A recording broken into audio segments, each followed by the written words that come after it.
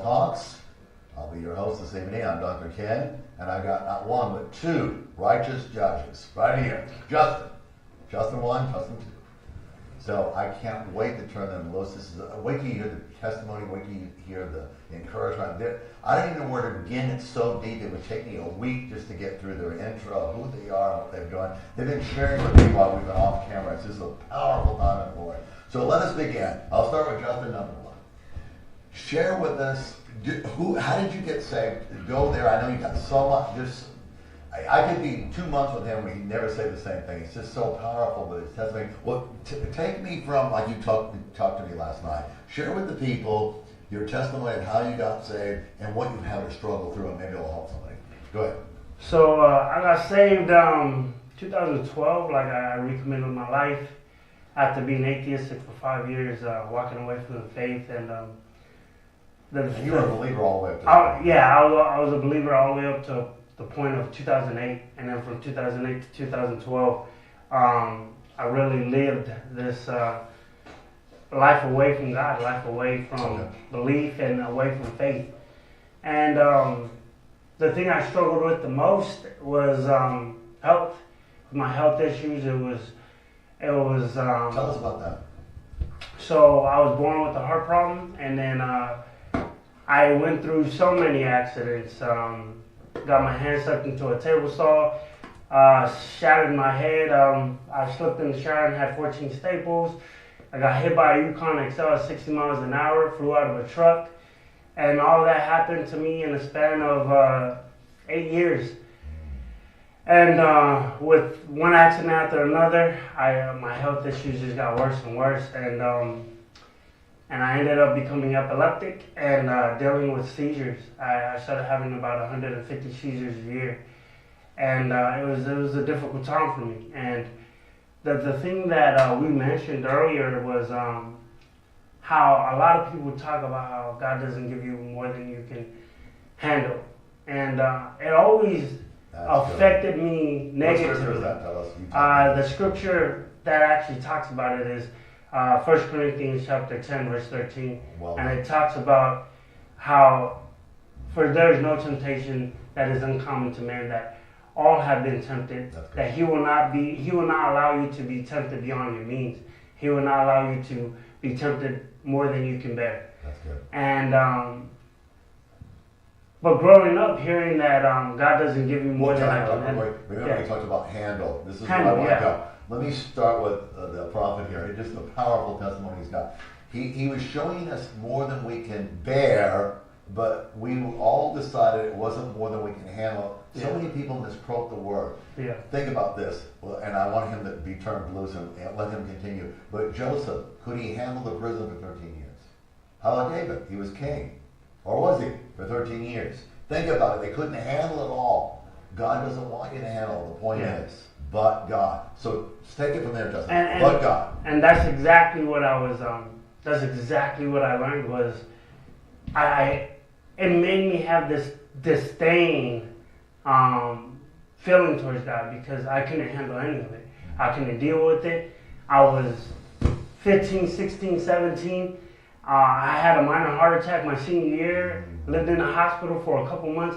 It was a struggle. It was a hard time for my life, and to me, I couldn't handle none of that. You know what I mean? I didn't even understand the next thing on what to do. Like, and everybody kept on telling me that God has my back, and He's not gonna give me more than I can handle. And to me, this was way more than I could ever handle. You know what I mean?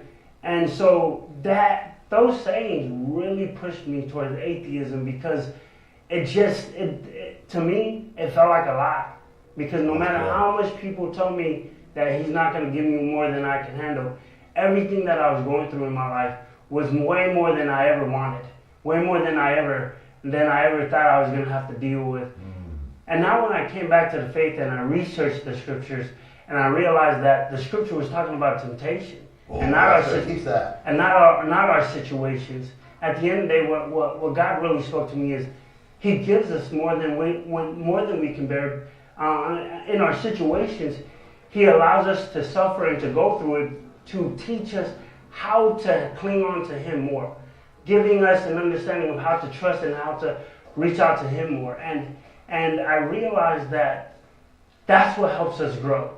That's what helps us learn. That's so good. Our struggles is what teaches us how to endure this life. You know what I mean? And in Hebrews, it says, for the joy that was set before Him, He endured the cross. For the joy that is set before us, we endure our life. And our life is our cross. And so, the biggest thing that God has taught me through my struggles, through the health conditions, through the accidents, was because of all the struggles I went through, I am the man of God that I am today. My trust in Him doesn't waver. My trust in Him doesn't falter, because He's shown me and He's proven Himself time and time again that regardless of what I go through, He is never going to forsake me. He is never, ever going to be unfaithful to me. And the thing He's been most faithful to me was sending His Son to sacrifice Himself for me. Wow. Giving me an understanding of who Jesus is and what He did for me. And the biggest testimony I have is John 10:10. For the thief comes to steal, kill, and destroy, but He has come to give life and life more abundantly. Thank you, Justin. That was excellent. Now, Justin, hold on to your hat. Wait till you hear this testimony. Go ahead, sir. And don't forget to throw in the art, too. I love that. All right. Well, first of all... how did you get saved? Well, my family's been Christian. Well, I've been Christian, I guess you could say, all my life. Okay. But how old are you now? I'm 28. Oh, you're my age. Go ahead. Yeah.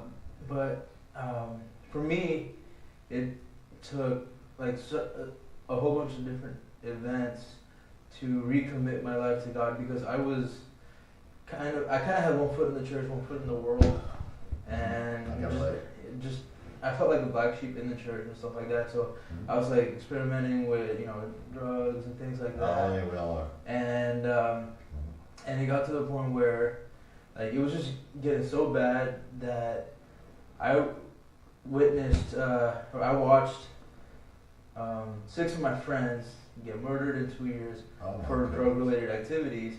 And I actually have this coin in my pocket. And I remember this is the New Hampshire quarter. I remember after one of my friends' funerals, I picked it up, and the New Hampshire quarter says, "Live free or die." Wow. Yeah. And God just hit me right there. He's like, live free from sin or die in hell for eternity. But that was specifically for me. But and I remember I was talking to my friend February 10th, 2010, and I was like, dude, I'm tired of playing these charades of life, and just like I'm tired of just getting high all the time. I'm tired of like just my life being around like wake up, get high, go to school, get high, like ditch class, get high, after class, get high. I hear it. And it was just like that all day. And I'm like, I'm not doing anything with my life.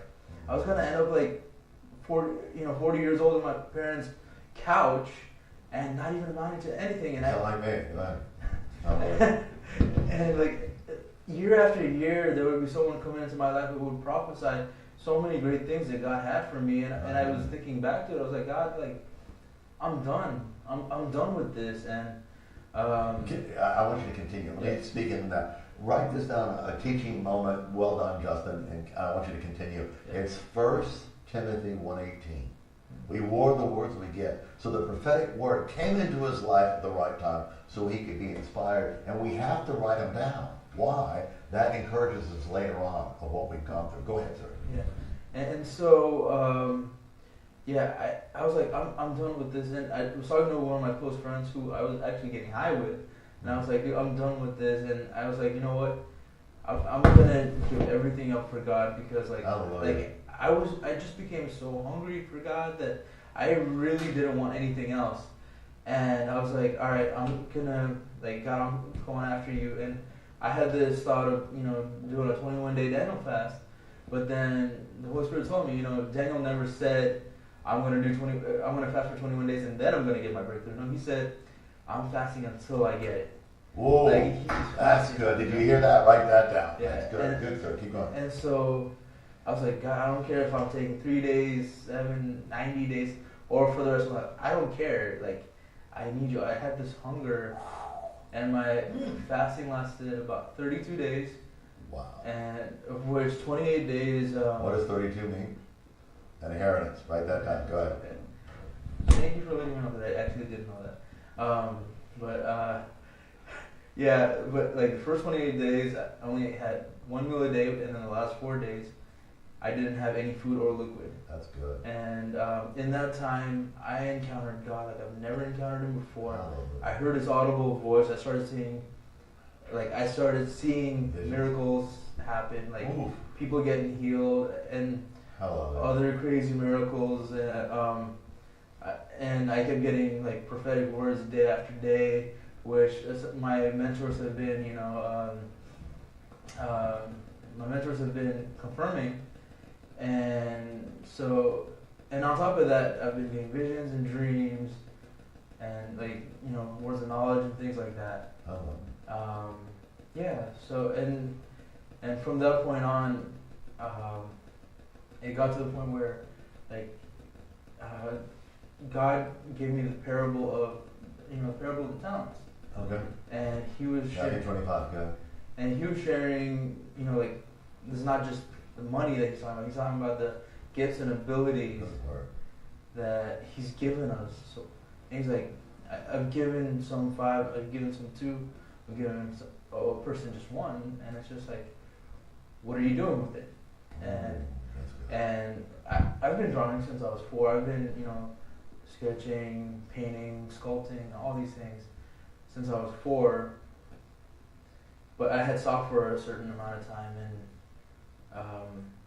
and so I finally felt like, okay, I got to get back into this. And just recently, God has really, I feel like He's put the mantle back on my life to really get back into it, and I've been putting, the prophetic words, or the visions and dreams that He's been revealing to me, and I've been doing my very best to put it on, paper and things like that. Do you think they're prophetic dreams or visions that you put in your art? Is that what you see? I believe so. I mean, because whatever visions or dreams or even pictures or even scriptures, I want to do it to bless people mostly, and even use it to give God the glory and things like that. So that's pretty much my story. Well, I agree. I think it's Exodus, and I want to say it's 32, and it talks about 1 through 5, where it talks about the creative skillmanship mantle that's on you for creating things out of clay, sculptures, or paintings, or canvas. We're going to bring him back Monday, and I want to bring him some of these paintings. I'm going to show you how prophetic he is. In fact, I'm going to ask him to sketch your destiny, your life. It starts out with a blank piece of paper. We have no idea. And when he spoke to me and showed some of these prophetic visions, they are truly prophetic. And some, I want him to explain 2 of them. They're just off the chart prophetic. And it will speak into your life. And we'll get to that on Monday between 7:30 and 8, so you don't want to miss that. But back to Justin number 1. Let's go a little bit deeper. We've got a few minutes. Okay. Tell us something. And now you mentioned something, and I want to go really deep on Monday. We've got to know you a little bit last night, tonight. Share a little bit. You're getting married. Yes. This is so powerful. Write this one down. Share it with 5 minutes so he can get 5 minutes. Tell us what you waited for your girl and how tell them about that scripture you gave me. I think it's in Ephesians. Is it 5? Can somebody look that up? It's Ephesians 5. Submit to your husband. Yeah, 6. Ephesians 6. Okay. And what verse is it? We'll get you the verse, but I want you to see how he took this and laid it all out to me. Can you explain that to the folks and teach them what you were teaching us earlier about why you waited for your girl and you gave her such liberty to don't choose me if you're not sure. I don't want that. Tell it. Can you do it? Yeah. No, you don't have to do it in 5 minutes, but we'll. No, yeah, I'll do. Go ahead. So the biggest thing that God was teaching me as I was single was, one, I wasn't even praying for a wife. I didn't seek it out. I didn't ask for it. But He always ministered to my heart that I had to learn what it meant to be a husband before I was a husband. And when He ministered that scripture in Ephesians 6, where it says, "Husbands, love your wives as Christ loves the church, and wives, submit to your husbands." For me, it always felt wrong to see it in a demanding way, and so I always prayed on it, and I really sought the scriptures. And something that God spoke to me in my heart was, it's not about submission to each other; it's about submission to Christ. Wow. And what I learned was, that's good. Our wives don't submit to us because her love for us or her love for her husband. And the biggest thing I learned was, it says, "Husbands, love your wives as Christ loves the church." So the head mantle is Jesus. Is Christ is the echelon of that scripture. Wow. And it's really understanding that my submission to Christ isn't because I love Him. My submission to Christ is because of His love for me. Oh, did you hear that one? Say that again, sir. So write this down. Did you hear that? Did you see how he got that conclusion? Because He loved us first, not the other way around. He's showing us true submission. Go ahead. And so to emphasize that is my submission to Christ isn't because I love Him. And that's what we do. We always say our love for Jesus, how much we love God. But it's not about our love. Our love didn't save us. What saved us was Jesus' love. And so my submission to Him isn't what we do, it's what Jesus has done for us. And so when I started learning that and taking it deeper, my understanding was, I submit to Christ because of His love for me. Wow. So in retrospect, my love for my wife is what gives her the passion to be submissive to me. And it's this cycle of submission, and it's this principle of what submission to Christ looks like. It's what He did for the church. His love for the church was so great, He was willing to die for the church. Yeah. What my question to myself was, what am I willing to die for my fiancée? I mean, what am I willing to do for my fiancée? Wow. Am I willing to sacrifice myself for her? And if you get to that conclusion, and if you express that type of love, that sacrificial love, why wouldn't she be submissive? You know what I mean? And it's not so much as a demanding and respectful way. It's understanding that we're practicing biblical principles with Christ. It's not about her being submissive to me and my love for her. It's about what Jesus did first. And in that, our submission to Christ is in our love for her and her submission to me. And so, and it's really, really, really practicing understanding that it's this submissive attitude to Jesus first and how He builds this relationship. And so that's the biggest thing that God taught me as a single man who didn't even desire a wife. And now that I'm in 3 weeks, I'm getting married, and the biggest thing about it is my love for my fiancée. I practice everything I try to do before I even get married. Because if I don't implement these principles now, why do I think I'm going to implement it in the marriage? And so that's the biggest lesson that God has taught me as a single man, and now venturing into the married life, I've been blessed to understand what that means.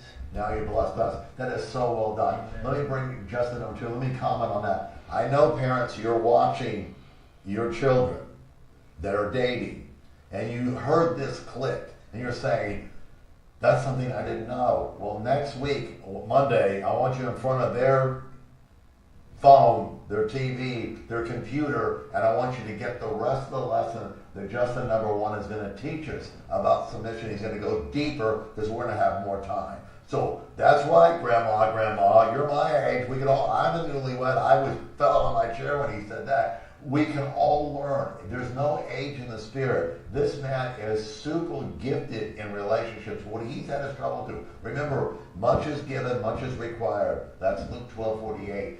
Think about all he's gone through, the sacrifice. The sacrifice is where the fire comes. The fire of God is upon us. If we don't give her all, he's given it his all. He's almost died so many times. All the things he's gone through. But guess what fills him up? As he gets to Christ, Christ fills that part up. And now when we see him, we see Christ, not him. Let's get Justin number two in. Talk about your art real quick. We're really going to go deep into that one. Go ahead. All right. So, what would you like to know more about? Yeah, tell them about how you started art and why is this so prophetic and why is it's just off the chart crazy good. But it's so much of a message. I'm asking to write down, but if you think this would be okay, if you could draw as we're speaking, as Justin number one speaking, maybe you could draw what you feel like our viewers, maybe they're a blank slate, they don't understand their calling, just like you told me, and then you draw it all out and how it just relates to everybody. Go ahead. Yeah, I can definitely do that. And honestly, I didn't know what I could do with my art. Because I was just drawing. It was just like a hobby. It was just a hobby for me. And one day I had this thought, it would be so cool if I could take what I'm seeing, physically, like the way I'm seeing everything here, and put it into a sketch and things like that. And then all of a sudden, it kind of dawned on me, what about drawing the visions and dreams or prophetic words that I get? That's good. That's deep. And I just wanted to do it just for fun. And then all of a sudden, people started coming up to me and saying, dude, you should put your things out there, because this is blessing, not, you're holding it to yourself, these are prophetic words, these are visions, these are dreams. They're supposed to be, these are for everyone. And so ever since then, I've been, I've been putting my artwork out there, and I actually have an Instagram where I share some of my art, and it's called Coming Alive. Just type in Coming Alive on Instagram, and you can follow me and check out the artwork that I have. And if you have any comments or suggestions, what you would like, you can always message me on there, and and I just want to be a blessing to people, and that's all I ever want to do. And one thing I told God is I don't care where I'm placed. I just want to be a blessing to every single person that I come across. And you are. We're running out of time. They're going to be back with me Monday, the 3rd, June 3rd. You don't want to miss that. 3rd means perfection. We're perfecting our walk with Christ. But it's at 7:30 to 8. You don't want to miss it. He's going to draw for us, and he's going to teach us further on relationship. Mom and Dad, you got to listen to this. Until next week, I'm Dr. Kent, both Justin. We can't wait to see you Monday at 7 o'clock. We'll see you then. Thank you very much.